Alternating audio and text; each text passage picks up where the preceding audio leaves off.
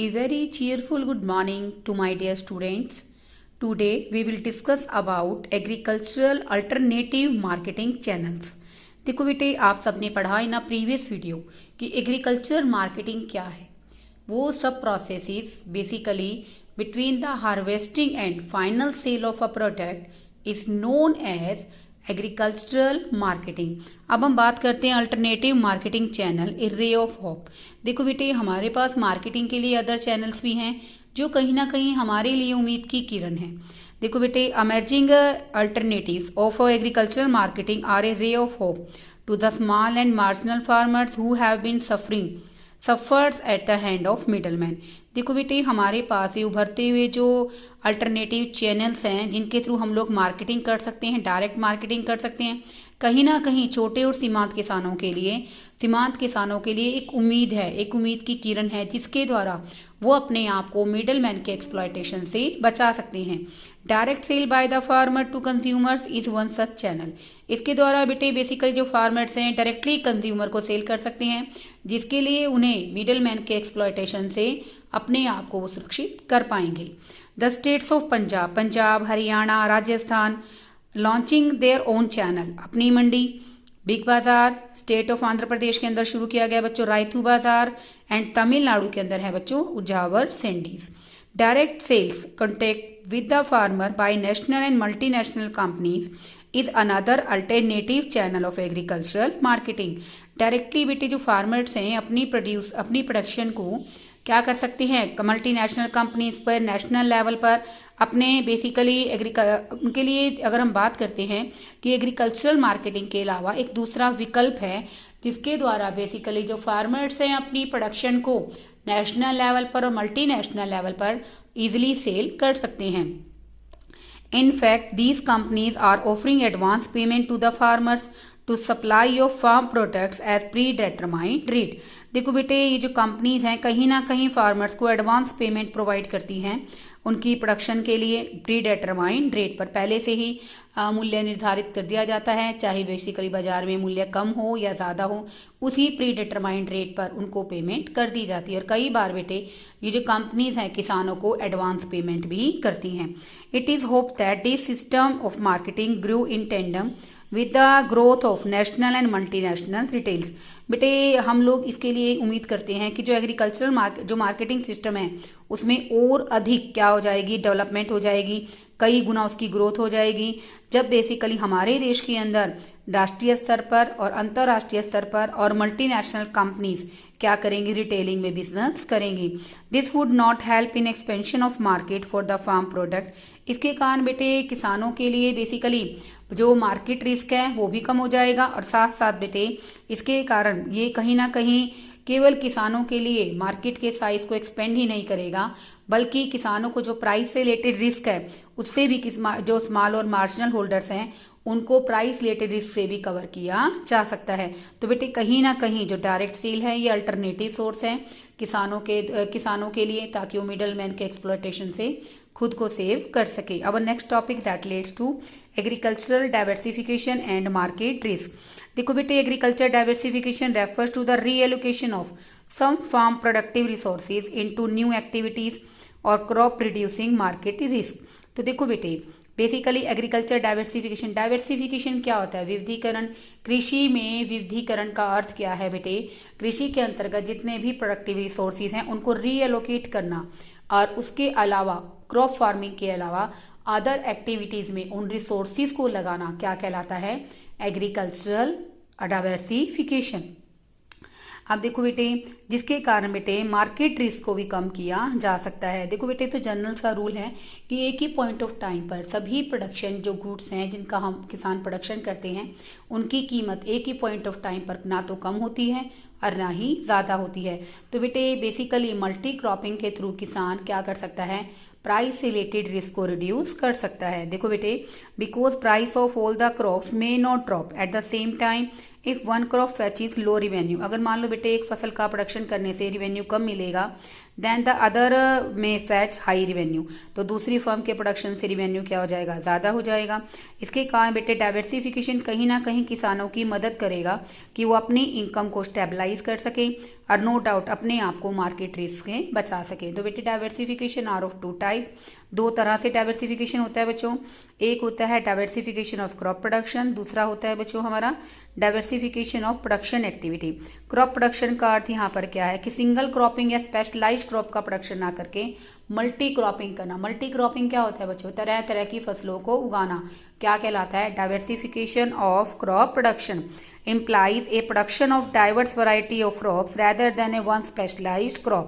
इसका अर्थ है बेटे कि बेसिकली हम लोग क्या करें, तरह तरह की फसलों का उत्पादन करें, ना कि एक ही तरह की विशेष फसल को उगाएं। इसका करने इसका अर्थ यहाँ पर क्या है कि shift from single cropping system to multi cropping system, एक फसल का उत्पादन ना करके तरह तरह की फसलों के उत्पादन की तरफ स्थानांतरित हो जाना क्या कहलाता है, diversification of crop production. In India where agriculture is still dominated by subsistence farming. देखो बेटे भारत एक ऐसा देश है जहां पर जो एग्रीकल्चर की जाती है वो बेसिकली सिर्फ और सिर्फ किस लिए की जाती है, जीवन निर्वाह के लिए की जाती है। डाइवर्सिफिकेशन वुड मीन, डाइवर्सिफिकेशन का अर्थ यहाँ पर क्या है कि हम लोग जीवन निर्वाह खेती को कमर्शियल फार्मिंग के अंदर क्या कर दें, परिवर्तित कर दें। तो बेटे ये क्या कहलाएगा, diversification of agriculture activity. It would mean the choice of cropping pattern in accordance with the price structure of the market. कहने का मतलब क्या है बच्चों कि बेसिकली हमारा जो क्रॉपिंग पैटर्न है कि हम कौन सी फसल को प्रोडक्शन करेंगे, किस फसल का प्रोडक्शन कम करेंगे, किसका ज्यादा करेंगे, वो कहीं ना कहीं प्राइस स्ट्रक्चर पर डिपेंड करेगा। It would minimize the market risk arising due to price fluctuation. इसके कारण बच्चों बेसिकली जो प्राइस रिस्क मार्केट फ्लक्चुएशन के कारण होता है उसको भी काफी हद तक कम किया जा सकेगा। And it would also minimize the risk, और इस रिस्क को भी जो जोखिम बेटे मानसून के टाइम पर आने या मानसून के फेल होने के कारण होता है उसको भी काफी हद तक कम किया जा सकेगा। This is known as diversification of crop production. Diversification of production activity और एम्प्लॉयमेंट, इसका अर्थ क्या है बच्चों, implying a shift from crop farming, crop farming से शिफ्ट होकर other areas of production activity में इन्वॉल्व होना क्या कहलाता है बच्चों, diversification of production activity. It raises income as well as stabilizes it. इसके कारण बेटे कहीं ना कहीं लोगों की इनकम बढ़ेगी, उसमें स्थिरता आएगी। Finding sustainable livelihood away from crop farming becomes all the more important significant in view of the fact that crop farming sector is over burden. देखो बेटे सस्टेनेबल आजीविका कमाने के लिए क्रॉप फार्मिंग के अतिरिक्त और अल्टरनेटिव ऑप्शंस को ढूंढना बहुत ही जरूरी है, क्योंकि बेटे एट प्रेजेंट हमारा जो एग्रीकल्चर सेक्टर है वो बेसिकली क्या हो गया, ओवरबर्डन हो गया है। अभी देखो बेटे मैं आपको इसी के बारे में जैसे बताना चाहूंगी कि there are so many activities which are different from the crop farming. जैसे बेटे बेसिकली आपकी बुक के अंदर भी गिवन है कि कौन कौन से ऐसे अमर्जिंग चैलेंजेस हैं रूरल डेवलपमेंट के लिए। जैसे हम बात करते हैं बच्चों यहाँ पर एनिमल हस्बेंड्री, हॉर्टिकल्चर, ठीक है। एनिमल हस्बेंड्री क्या है, पशुओं का स्टॉक करना या पशुधन रखना। दूसरा है बच्चों हॉर्टिकल्चर, फल फूल सब्जियों का प्रोडक्शन करना। ये सब बच्चों क्रॉप फार्मिंग से क्या है, सारे डिफरेंट है। फिशरीज, मत्स्य पालन करना, स्मॉल एंड कॉटेज इंडस्ट्रीज को डेवलप करना। तो बेटे कहीं ना कहीं गांव के अंदर बेटे ये क्या है, हमारे लिए उभरती हुई समस्याएं हैं।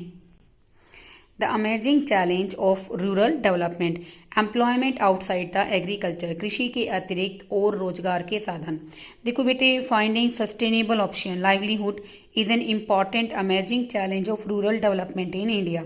भारत के अंदर बेटे अपनी आजीविका कमाने के लिए कहीं ना कहीं ग्रामीण क्षेत्रों के लिए एक उभरती हुई समस्या क्या है कि वो कृषि के अतिरिक्त अपने लिए रोजगार के साधनों की तलाश करें ताकि वो अपने आप को रोजगार पर लगा सके और अपनी आजीविका कमा सके। And there are some notable options of employment outside the agriculture. Agriculture के अलावा बहुत सारे ऐसे ऑप्शंस हैं हमारे पास जिनके थ्रू किसानों को रोजगार दिया जा सकता है। फर्स्ट वन एनिमल हस्बेंड्री, यानी कि एनिमल हस्बेंड्री का मतलब यहाँ पर क्या है बच्चों, क्रॉप फार्मिंग के अतिरिक्त अगर हम लोग बेसिकली क्या करें, एनिमल हस्बेंड्री एक इम्पॉर्टेंट एरिया है रोजगार देने का भारत के अंदर जो क्रॉप फार्मिंग के अतिरिक्त है, और इससे बेटे बहुत सारे लोगों को रोजगार मिलता है।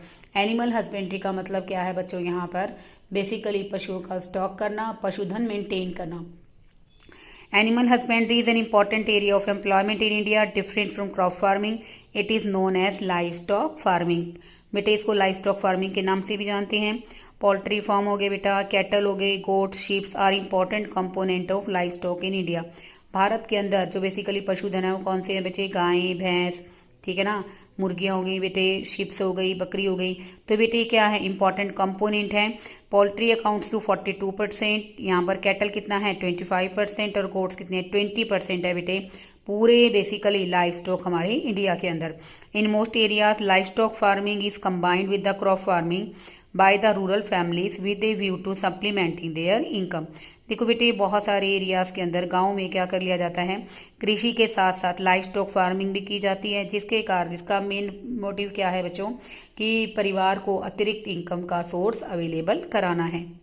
A notable feature of crop farming crop livestock mix is that we move from irrigated areas to semi-arid or arid areas.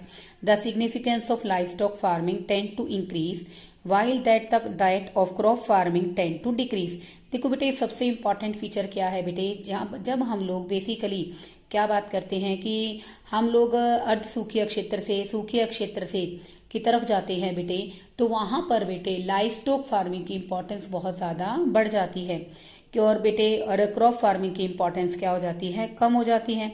Obviously because lesser the irrigation lesser the scope for crop farming, क्योंकि बेटे जहाँ पर irrigation facilities नहीं होंगी, सूखा क्षेत्र होगा, वहाँ पर बेटे लाइव स्टॉक फार्मिंग की इंपॉर्टेंस बढ़ जाएगी और क्रॉप फार्मिंग का स्कोप क्या हो जाएगा, काफ़ी कम हो जाएगा। Live stock farming in India is an important source of employment for the women. देखो बेटे बेसिकली लाइव स्टॉक फार्मिंग करना कहीं ना कहीं महिलाओं के लिए रोजगार का गाँव में एक मुख्य क्षेत्र है। Presently animal husbandry is a source of alternative employment to nearly 7 lakh small and marginal farmers in a countryside. Bharat देश के अंदर बेटे अगर हम बात करें तो एनिमल हस्बेंड्री 7 लाख छोटे और सीमांत किसान को रोजगार प्रोवाइड करने का एक अल्टरनेटिव सोर्स है। However, livestock sector is not free from problems, अगर लेकिन फिर भी बेटा जो हमारा लाइव स्टॉक सेक्टर है वो भी समस्याओं से मुक्त नहीं है। इन terms of it size our live stock population is perhaps is the largest in the world. अगर हम बात करते हैं बेटे लाइव स्टॉक के साइज की, तो बेटा हमारे पास जो लाइव स्टॉक है, लाइव स्टॉक का जो पॉपुलेशन है, पशुधन का जो स्टॉक है बेटे, वर्ल्ड का सबसे ज़्यादा परसेंटेज लाइव स्टॉक कहाँ पर है बच्चों, इंडिया के अंदर। But in terms of its quality, अगर हम क्वालिटी की बात करते हैं, we are far behind from the most of developed countries in the world. अगर हम उन सब की क्वालिटी की बात करते हैं तो उसमें हम लोग वर्ल्ड के देशों में सबसे ज़्यादा पीछे हैं। 2 principal problems related to live stock sectors are, 2 बेटे ऐसी समस्याएं हैं लाइव स्टॉक सेक्टर से रिलेटेड। फर्स्ट वन है बेटे low productivity owing to backward now how. हमारे पास बेटे पुरानी तकनीक है लाइव स्टॉक को हैंडल करने के लिए, लाइव स्टॉक फार्मिंग के लिए बेटा, तो इसलिए बेटे हमारी प्रोडक्टिविटी क्या रहती है, काफ़ी कम रहती है। Second one deficient veterinary care, तो बेटे यहाँ पर बेसिकली जो पशु चिकित्सक हैं बेटे वो भी बहुत ज़्यादा अनुभवी नहीं है, एक्सपीरियंस नहीं है, तो उनकी बेटे इंडिया में क्या है, काफ़ी कमी है।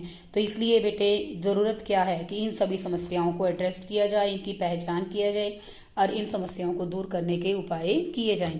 सेकेंड वन है बच्चों फिशरीज। फिशरीज क्या होता है बच्चों, मत्स्य पालन करना, मछली पालना।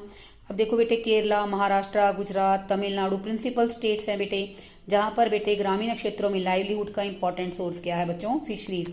The fishing community in India depends almost equally on inland sources and marine sources of fishing community बेटे कहीं ना कहीं दोनों ही सोर्सेज, इनलैंड सोर्सेज जो ज़मीन के ऊपर हैं और बेसिकली जो हमारे मैरीन सोर्सेज हैं, समुद्र हैं बेटे फिशिंग के लिए, दोनों पर ही डिपेंड करती हैं। इनलैंड सोर्सेज में क्या आता है बच्चों, रिवर्स, लेक्स, पोन्ड्स, स्ट्रीम्स, ठीक है बेटे। अगर हम बात करते हैं नदियाँ, तालाब, झीलें, और अगर हम बात करें मैरीन सोर्सेज में इसमें क्या आते हैं बेटे, समुद्र और महासागर आते हैं। टुगेदर दीज सोर्सेज, चाहे इनलैंड है चाहे मैरीन सोर्सेज हैं, इनको हम लोग क्या कहते हैं बेटे, वाटर बॉडीज कहते हैं।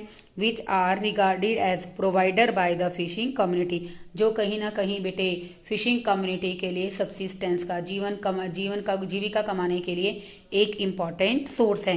But fishing community continues to be as one of the most backward community in the country.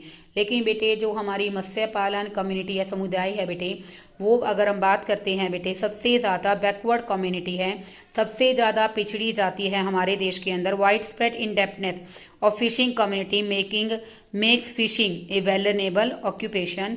It is suggested that, बेटे देखो जो फिशिंग कम्युनिटी में फिशरमैन काम कर रहे हैं बेटे, उनकी बेसिकली पुअर होने के कारण बेटे उनको क्या लेना पड़ता है, बहुत ही क्रिटिकल पोजीशन के अंदर, जो फाइनेंशियली उनका सिस्टम बहुत ही ज़्यादा पुअर हो जाता है बेटे, तो उनको लोन लेना पड़ता है, क्रेडिट लेना पड़ता है। तो वाइड स्प्रेड इंडेप्टनेस का मतलब क्या है, बढ़ती हुई ऋणग्रस्तता के कारण बेटे जो फिशिंग कम्युनिटी है उनका जो व्यवसाय है फिशिंग का वो काफ़ी वैल्यूनेबल हो गया है, संवेदनशील बनता जा रहा है। इट इज सजेस्टेड, इसलिए क्या सजेशन दिए जाते हैं बच्चों, credit facilities be provided to fishing community that breaks the vicious circle of indebtedness. देखो बेटे क्या करना चाहिए कि फिशिंग कम्युनिटी को ज़्यादा से ज़्यादा क्या करना चाहिए, क्रेडिट फैसिलिटीज़ प्रोवाइड करानी चाहिए, ताकि जो उनका एक दुष्चक्र बन गया है ऋणग्रस्तता का, उसको ब्रेक किया जा सके, उसको तोड़ा जा सके, ऋणग्रस्तता के जाल से उनको बाहर निकाला जा सके। Micro financing through self help group में go a long way in redressing the credit needs of the marginal fishing families in rural areas.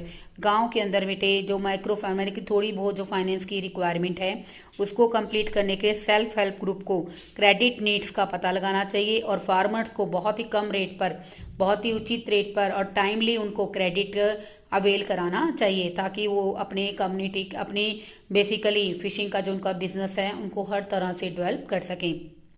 और बेटे थर्ड पॉइंट है fishery technology be upgraded and made available to the fishing community.